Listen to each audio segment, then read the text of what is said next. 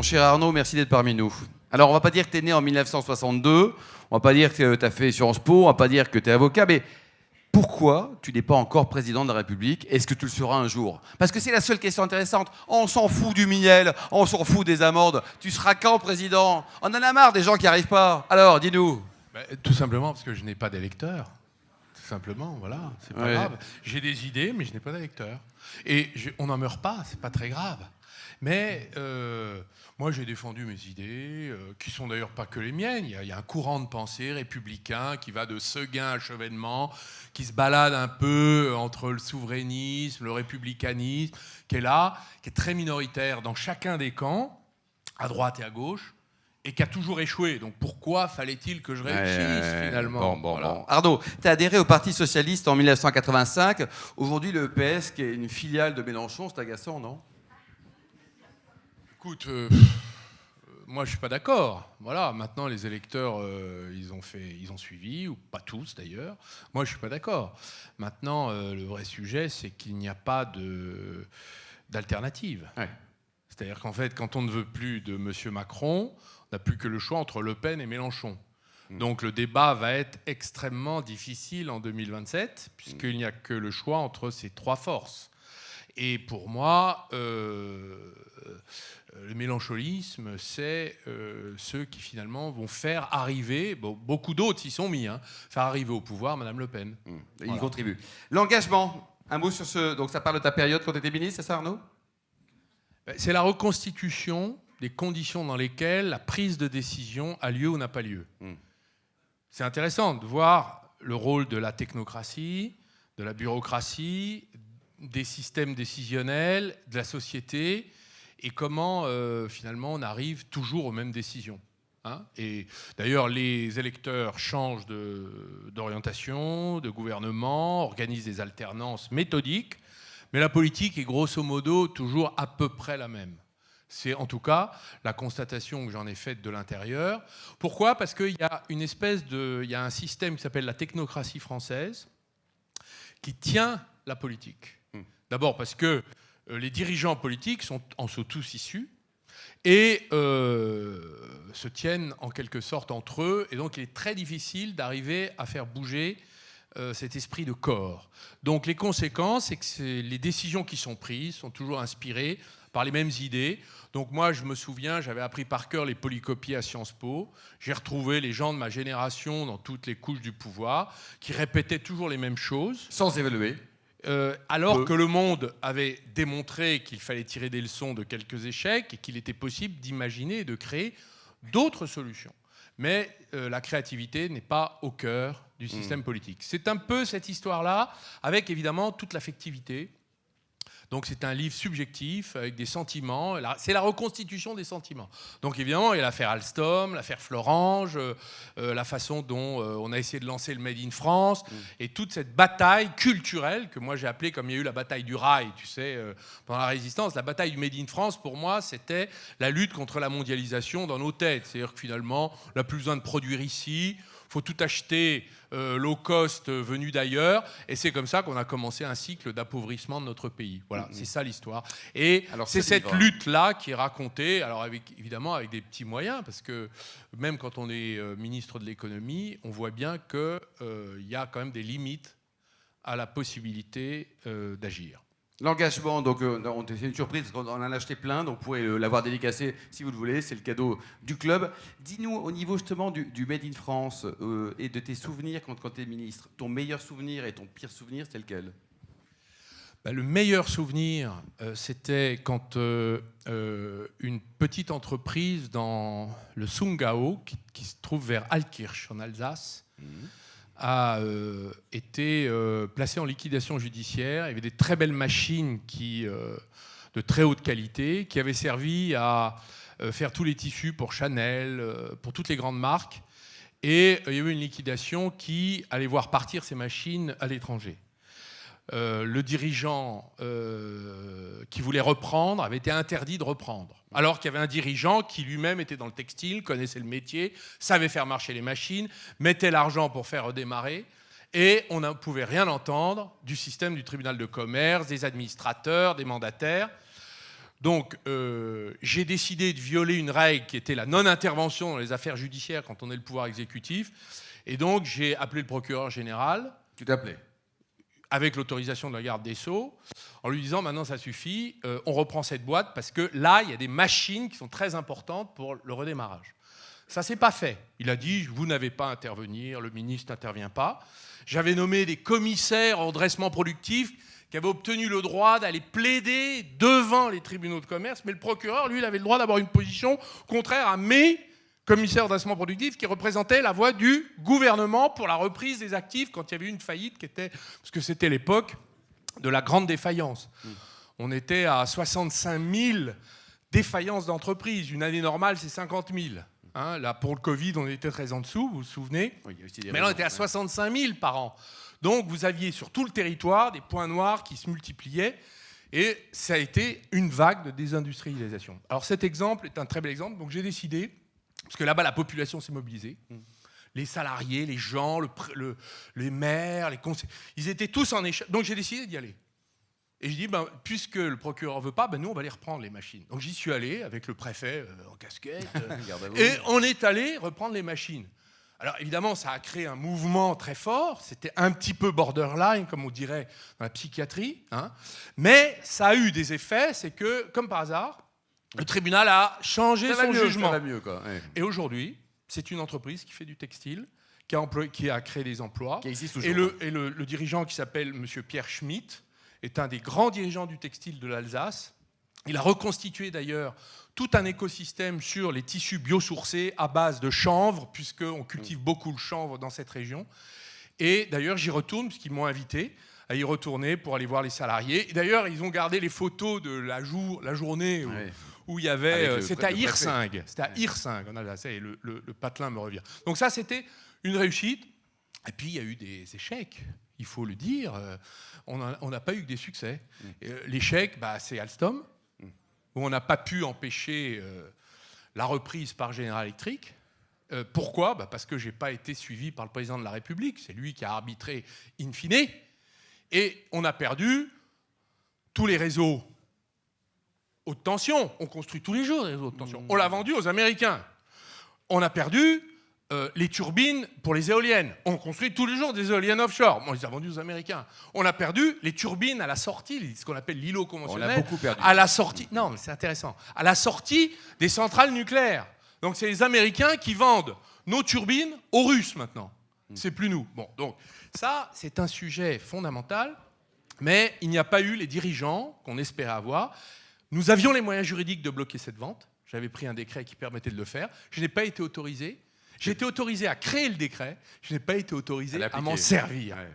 Les assises du produire en France, donc c'était une belle initiative, ça aussi. Donc la produire en France. Avec oui, c'est ce qu'on appelle une initiative transpartisane. C'est-à-dire que vous avez des gens de partis politiques différents qui sont d'accord pour défendre le Made in France. Il n'y a pas que des motions de censure transpartisanes, il y a aussi des initiatives de toute nature transpartisanes. En voilà une. Elle est très bonne, d'ailleurs j'y participe autant que possible.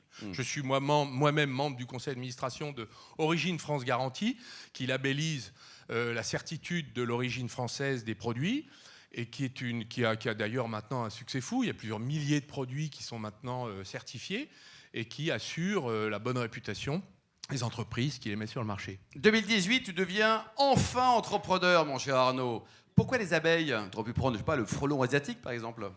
Alors, le frelon asiatique ne produit pas de miel. Donc, il est très difficile d'avoir un produit dérivé du frelon asiatique. Plus, hein. Mais l'abeille est en voie de disparition. Alors, raconte-nous, parce que là, tu es très fort sur beaucoup de sujets, notamment les abeilles. Non, mais c'est un sujet qui me tient à cœur, c'est vrai. Il n'est pas que celui de ma... Enfin, je n'ai pas que ce sujet dans ma vie, mais c'est un sujet important parce qu'il y a 20 ans, c'est un sujet de géopolitique. Qui consomme du miel déjà ? Pour voir s'il y a un public acquis ou pas. Il y en a beaucoup plus que ceux qui ont lu ton bouquin. Hein. Alors allons-y. Alors oui. Eh ben, j'ai un petit rattrapage à faire. Bleu, blanc, ruche. Bleu, blanc, ruche. Voilà. Non, il y a 20 ans, on consommait 40 000 tonnes de miel, on en produisait 40 000 tonnes. Aujourd'hui, on en consomme 45 000 tonnes, on en produit, selon la police ou les organisateurs, entre 10 et 15 000.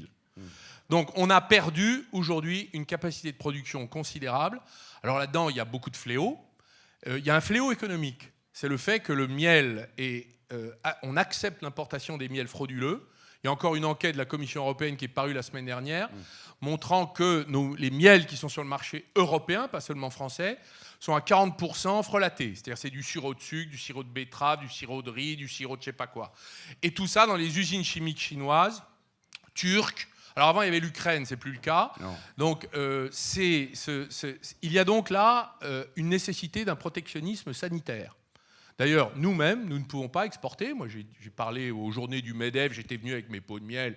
C'est toujours c'est toujours un démonstrateur intéressant. À l'ambassadeur de Chine, j'ai dit, est-ce que vous savez, monsieur l'ambassadeur, que mon miel, je ne peux pas l'exporter dans votre pays parce que vous avez mis des barrières sanitaires. Mais nous n'avons pas mis la réciproque en place. Donc la conséquence, c'est qu'il ne reste plus que 50 apiculteurs de plus de 1000 ruches dans notre pays. Donc nous avons perdu nos capacités de production. Or, si on perd le gardien de l'abeille, on perd l'abeille. Et si on perd l'abeille, on perd la pollinisation sur les fruits, sur les fleurs et le rendement agricole.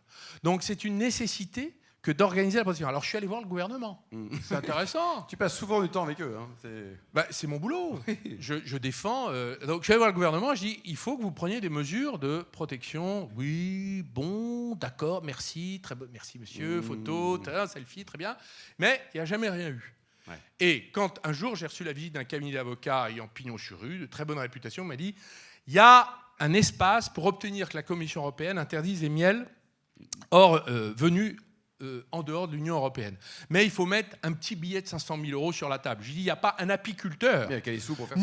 Et même chez les distributeurs, qui sont des entreprises plus puissantes, il y a des ETI, on a quand même...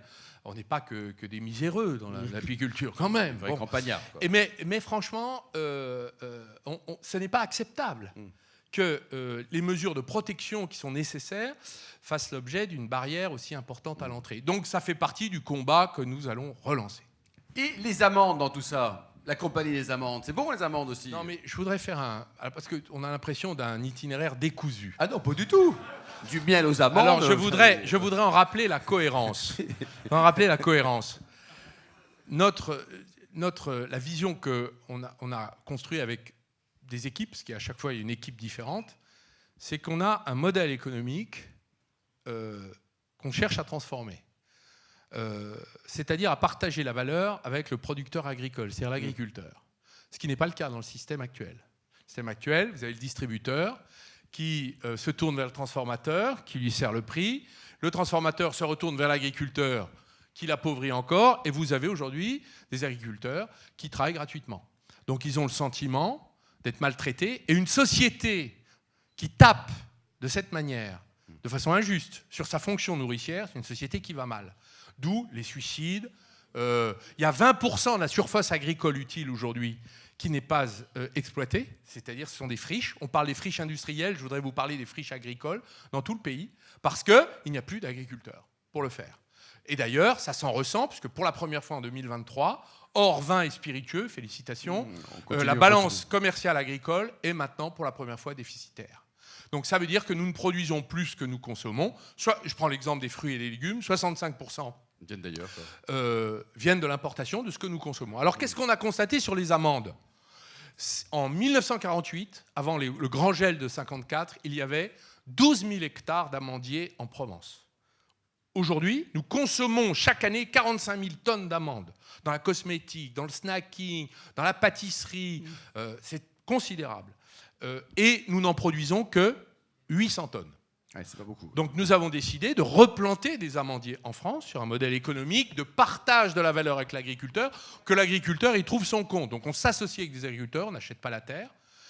Et nous avons eu, sur ce modèle-là, un certain succès, puisque nous avons reçu 3500 hectares de déclaration de candidature. Nous devrions finir cette année à 600 hectares plantés. Nous allons, au bout de 4 ans, ça c'est la 4e année, nous devrions récolter nos premières 18 tonnes, ce qui n'est pas beaucoup, parce que l'Occitane en Provence, par exemple, qui a une ligne de cosmétiques aux amandes, et qui, dans le monde entier, s'appelle l'Occitane en Provence, n'a pas d'amandes de Provence. Ouais, elles sont toutes d'importation. Donc, il est évident que le retour de l'amande en France, en Provence et en Occitanie, pour beaucoup d'industriels, y compris pour les distributeurs, il y a 10 ans, vous n'aviez pas d'amande dans les supermarchés, dans les métros. Maintenant, vous les avez en vrac, en sachet, partout. Pourquoi ? Parce que c'est devenu un coupe-faim de bonne qualité oméga 3 et qui préserve l'équilibre de la personne. Quel on va dire que vendeur, ça. Arnaud. Dis-nous, pour débuter... J'ai pas terminé. Mais si, t'as fini. Non, pour j'ai pas terminer... fini. Non, j'ai pas fini sur ce point. Oui. Pourquoi nous avons relocalisé l'amande en France ? Et comment nous la vendons ? Nous la vendons en, premièrement, améliorant le revenu de l'agriculteur et deuxièmement, permettant, à un prix tout à fait compétitif, de la casser, c'est-à-dire on casse la coque et nous construisons notre première usine à Signes dans le Var, à côté du circuit du Castellet. C'était un investissement de 12 millions d'euros. Oui. Et pour vous dire, c'est ma conclusion, pardon Bien Alain, sûr, bien sûr, Arnaud. nous avons reçu dans le capital, puisque c'est une entreprise maintenant qui vaut 11 millions quand même, dans le capital, la première coopérative Artéris du Midi, 1 milliard de chiffre d'affaires, 25 000 agriculteurs, qui viennent de s'associer avec nous et qui viennent d'entrer dans le capital, la dernière augmentation de capital. Donc nous sommes associés aux 25 000 agriculteurs de la région Provence et Occitanie. Donc c'est une entreprise qui a trouvé son marché, qui trouve ses clients et ses producteurs. Donc je voulais te remercier de m'avoir permis l'exposer. Ah mais bien sûr, et en plus on peut l'applaudir parce que l'histoire des amandes après les abeilles, il y a une vraie cohérence, quoi. Arnaud, 2018, donc tu deviens entrepreneur. On a vu Eric tout à l'heure là pour le groupe April, il a mis tous ses sous dans la boîte. Toi, comment tu as fait pour financer tout ça ? Parce que un Billy, ça gagne un peu de rond, mais c'est pas très riche. Comment tu as fait pour trouver des sous et pour te lancer ? Alors, écoute, c'est très simple. Moi, j'avais 200 000 euros d'économie. Bon, j'ai mis mes 200 000 euros dans l'entreprise. Donc, tu as fait tapis sur tes affaires aussi, si je puis dire, quoi. Oui. Je ne sais pas si c'est cette expression que je vais employer, parce que voilà, c'est l'équivalent de ma petite maison en Saône-et-Loire. C'est ce que mon père m'avait légué quand malheureusement je l'ai perdu il y a 20 ans. C'est ce qui me restait. Je l'ai mis dans l'entreprise. Donc, et aujourd'hui, écoute, tout ça a fait, on a travaillé, grandit, on a monté des équipes, on a valorisé notre travail. C'est pas fini d'ailleurs. Et j'ai fait le choix de créer 10 entreprises de cette manière. Donc tu en as cité 2. Donc je reviendrai pour les 8 autres. Le mois prochain, mais, au petit déjeuner. Qu'est-ce que ça veut dire ? Ça veut dire, pour nous, c'est un modèle. Alors les Français anglicisent excessivement leur langage. Mais les Québécois organisent la résistance culturelle contre les anglicismes. Ils ne disent pas les game changers. Nous, on s'intéresse, c'est vrai, aux game changers. Mais les Québécois, ils disent les bouleverseurs. Ouais, eh bien, nous nous intéressons aux bouleverseurs. Est-ce que ça bouleverse Alain aussi dans les ventes aux enchères ? Par exemple, Pierre Berger ? Il est vrai. Alexandre, commissaire-priseur, il est où, Alexandre ? Il est reparti, malheureusement. Ah oui, il s'emmerde à ce point-là ici. Non, pas du tout. Il va revenir sur scène. Oui. Alors, nous avons décidé de reprendre à la barre du tribunal de commerce, une société en liquidation. Pierre Berger associé une maison de vente au prestige important. Parce que, et c'est ce que nous avons dit au tribunal, donc c'est ce que nous sommes en train de faire, de restructurer, nous pensons qu'il y a beaucoup trop d'anglo-saxons dans le secteur des ventes. Sotheby's, Christie's. Donc une belle marque française pour défendre le grand style français et le faire rayonner à l'international, c'est notre projet. Donc on a de grands projets autour de Pierre Berger associé, sa renaissance. C'est pas facile, c'est une boîte qui a fait faillite. Donc faut restructurer, mais nous avons des hommes de métier et des femmes de métier très doué. Et puis il y a une jolie marque aussi. Avant les questions spontanées, Arnaud, côté vin, est-ce que tu as déjà réalisé des vendanges ? Oui. Alors voilà, c'était en Bourgogne de mémoire. Dans le village de mes parents, à Fissin. À Fissin. Oui. Et donc, tu as vraiment coupé tout ça, là, c'est... Ah oui, c'était en 1980. La dernière fois. Bon. 1980, chez Camille Crusseret, qui était vigneron en face de chez mes parents, puisqu'on habitait là. Et alors, côté vin, donc dans ta région, dans la Nièvre, il y a des très bons vins, notamment blancs. C'est quoi tes 2-3 grands souvenirs de vin qui t'ont marqué ? Mon grand souvenir, c'est justement qu'un jour, j'avais fait les vendanges à 19 francs 64 de l'heure. C'était, je m'en souviens. En déclaré, bien sûr. Oui, bien sûr. Madame Crusseret, elle respectait la loi, bien sûr. Paix à sa mémoire. Et je me souviens qu'un jour, bien des années après, je représentais le gouvernement dans, je crois que c'était un dîner d'ambassade je crois que c'était à Abu Dhabi, et l'ambassadeur a voulu me faire plaisir. Il avait vu dans ma biographie que j'avais vécu à Fissin, sur la côte de Nuit, en Côte d'Or. Il a sorti une bouteille de Fissin de chez Crusseret, 1980. Je l'ai vendangé. C'était incroyable. C'est QFD. Et ton meilleur souvenir avant les questions, la première, donc c'est Steve qui va la poser, la deuxième c'est Eric, de resto, de bonne bouffe. C'est quoi ton... Les restos, il y en a tellement, comment Ouais, mais il choisir? n'y en a pas un qui t'a ému? Je sais Si, pas, si. le jour où t'as demandé en mariage ton épouse qui est là, que t'aimes très fort. Enfin, je sais pas, il y a un truc, non? Ouais, mais on a eu beaucoup d'expériences ensemble. C'est difficile de choisir d'ailleurs parce que la Il n'y a pas un coup gastronomie. de cœur sur un restaurateur que t'aimes bien, ou un bistrot, une adresse, ou un Moi, plat? Non, mais j'ai trouvé. Moi, je suis un fan de Guy Savoy. Je veux lui rendre cet hommage parce qu'il a perdu sa 3e étoile, ce qui pour moi est tout à fait injuste. Donc ça me donne l'occasion de dire que c'est un type extraordinaire et ce qu'il a fait pour le rayonnement de la gastronomie française est absolument génial. Mais ils sont tous comme ça, il y en a plein. C'est difficile de choisir. Et Guy Savoy qui va être aussi le chef d'orchestre, si je puis dire, de la gastronomie pendant la Coupe du Monde de rugby qui va se dérouler à partir d'octobre.